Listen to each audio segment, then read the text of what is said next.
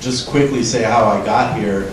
As a professor in engineering, I'm always reading the local magazines or kind of national magazines as well, and I'm a member of the American Welding Society.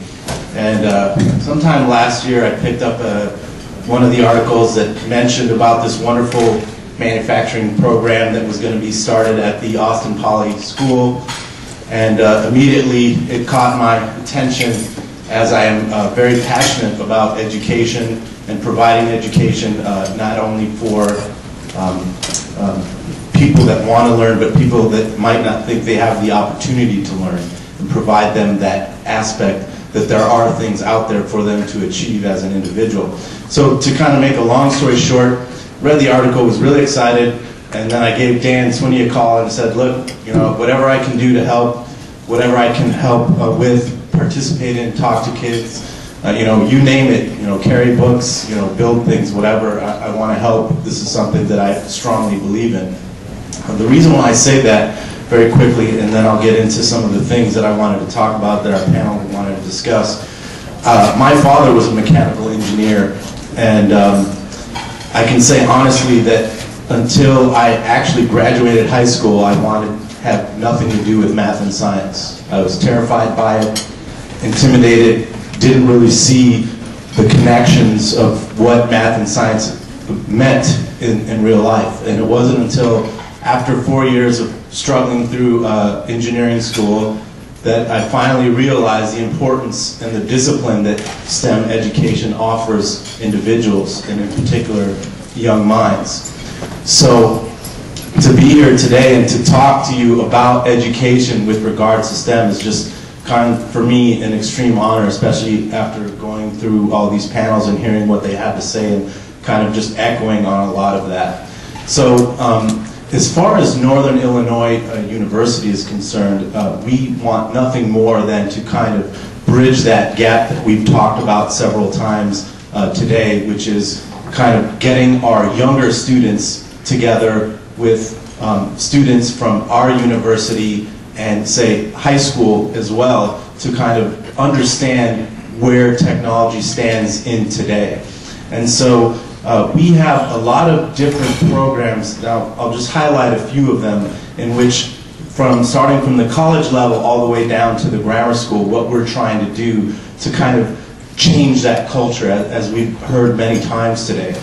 So in terms of at the college level, as you heard in the introduction, we have this program called ROC. It's the Rapid Optimization of Commercial Knowledge. And unlike what you hear a lot of in the newspapers or in the media about how bad earmark funding is and all this, as a matter of fact, these programs that I've worked on were all basically earmark funded. And definitely appreciative of that effort, because without that funding, we would not be able to do the things that we have done. Some of which, as I mentioned, has to do with laser-assisted machining of ceramics. Well, you say, well, why is that green, or how is that related to green? Well, we're working with a company up in Elgin, Reliance Tool and Manufacturing, and they are in the business of making components for engines.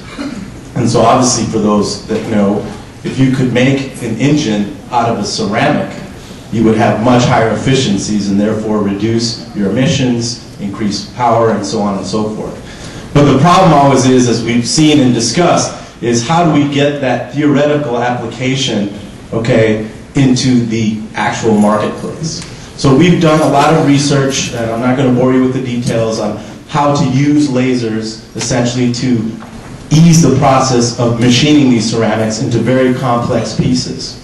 Okay, and I actually, because we don't have a doctorate program, work with starting as early as sophomores, and I've employed over 10 or 11 undergraduate students since I've only been here for 2 years to work on these programs. So they're actually getting hands-on experience on cutting-edge issues to understand what it means to really drive this technology out of the lab into an actual application. So that's just one aspect that we do, a lot of bringing in our undergraduate students. I mentioned my involvement with Austin Poly. Hopefully, I tried for last summer, hopefully this summer, we will be working with some of their students to come into my lab and also get that hands-on experience. We have a tremendous amount of connections with local industry, not just in the northern Illinois region, but also in the city of Chicago. Another company known as Aerotecture that produces wind turbines, but they're kind of for urban settings on buildings. I don't know if you've seen the ones downtown. They kind of have that helical shape that's produced here in Chicago, Illinois. So we're going to be working with them on some green initiatives.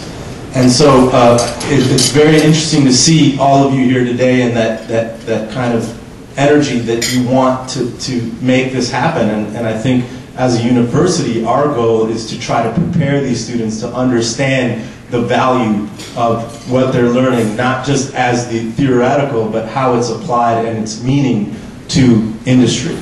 And so with that, I think what we try to do is reach out to these companies and find out what it is that you need to have done.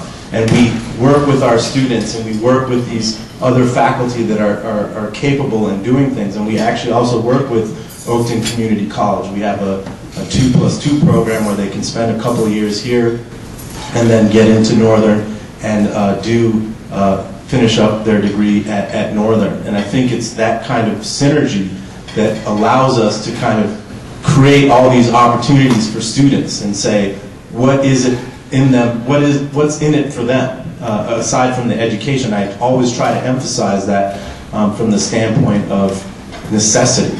And Dan mentioned this earlier, for every 3 engineering jobs that are available in the United States, only 1 American gets hired, and that's basically because we don't have enough students graduating in these disciplines, okay? And so what I've done, and I'll kind of go from here to let my colleagues follow, is work with some of my students that are members of the Society of Hispanic Professional Engineers to go to a local grammar school. It's actually a charter school. It's the Officer Donald Marcus School. It's a UNO charter school on 47th and Kedzie, where we're working with 7th and 8th graders on actual programs, not just green technology, but understanding the meaning of that technology and how we can let them apply what they're learning in the classroom to actual projects that we do, and not only that, but what they have in their school. They're actually a Gold LEED certified school.